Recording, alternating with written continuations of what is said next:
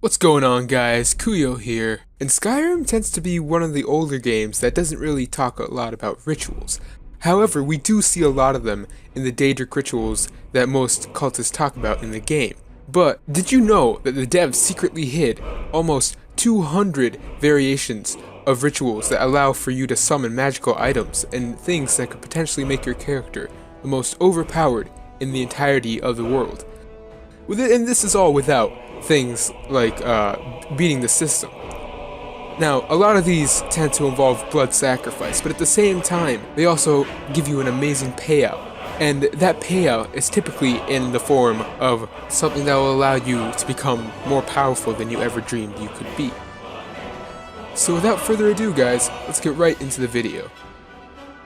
Okay, so the first stop on our map will be right in Hoffinger Hold, and it will be right near Fort Amo, and it is actually Mixed Water Mill, which is all around in that area.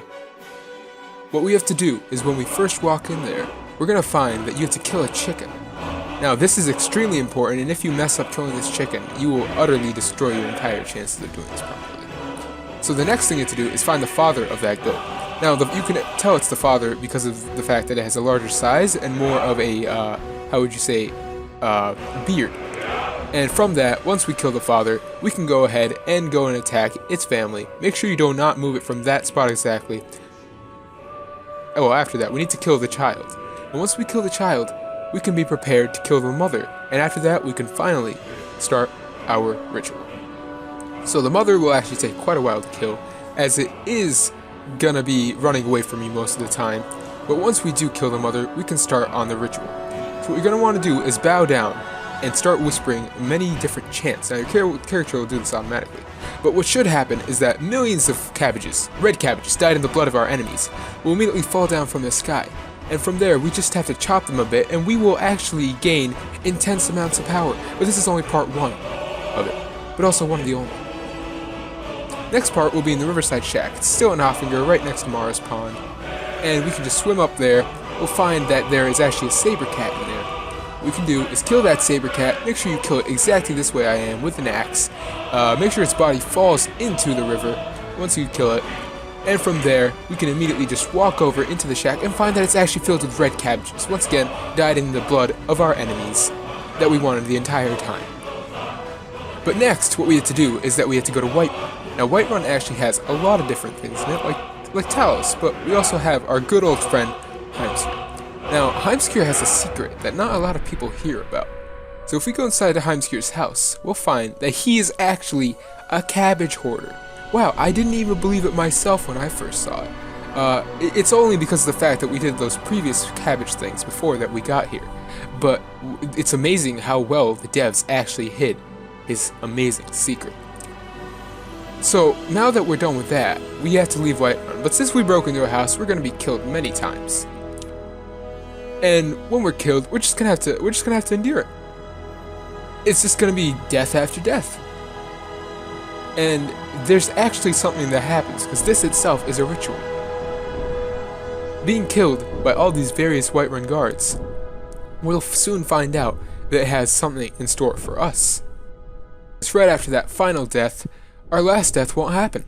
Like, it's as though we have achieved Kim, and that is exactly what has happened. It turns out that God Howard, also known as Todd Howard, has allowed for us to gain immortality simply by being killed so many times. He found that the game was too hard for people who kept dying, so in Skyrim Special Edition, they just utterly got rid of dying altogether. It's actually great. It's probably one of the best things Bethesda's ever done. Going over to Septimus Cygnus' outpost. Now, this is the payoff to our previous rituals. Now, I'm using a different character here, but it's still going to apply to the same thing.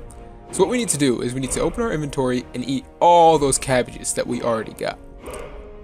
And once we get those cabbages, we just eat them all. It's going to take a little while. It's about 50 that we need to eat, maybe a little more, like 80. But once we eat all those cabbages, we will actually be able to become a werewolf. Now, this werewolf is actually different from every other kind of werewolf, as it is a cabbage-fueled werewolf, feeding off the blood of all of his cabbage enemies. And as a result, we will only want to eat horkers. Now, horkers are very high in fat. What that means for us cabbage-craving werewolves is that we will only get hungrier and hungrier. But that really doesn't matter, because now that we are a cabbage werewolf, we will have to eat cabbages to maintain our form. Otherwise, we won't be able to survive. Same goes for the horkers. We just need to keep killing horkers. We can't survive without killing horkers. But anyways, guys, this is the last one right after this. And where we need to go here is the Sleeping Tree Camp.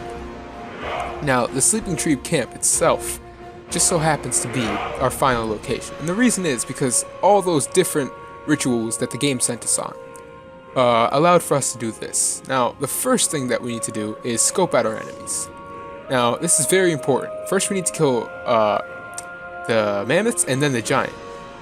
So we're just going to start using the fire breath shout. It's pretty easy. Once we've killed all of them, we will actually find that this giant right here is carrying over 1,000 red cabbages. Now, those are obviously dyed in the blood in his blood, but they used to be green. But right after that, we can just walk into this cave right here, and this is where the real surprise happens. It turns out in here, this guy right here is carrying so many cabbages that you wouldn't believe it. However, he's unique in the fact that when we kill him, it's gonna fall over, and we're gonna find that the cabbages this guy has are actually one less than the cabbage of that previous giant. Amazing! The devs of this game they never fail to amaze me. It's amazing. Anyways, guys, thanks for stopping by. What do you think was the coolest ritual that we did today? Or what do you guys think were a bunch of cool rituals that I haven't seen before? And please leave that below. Like, leave a comment, guys. I love to hear your feedback.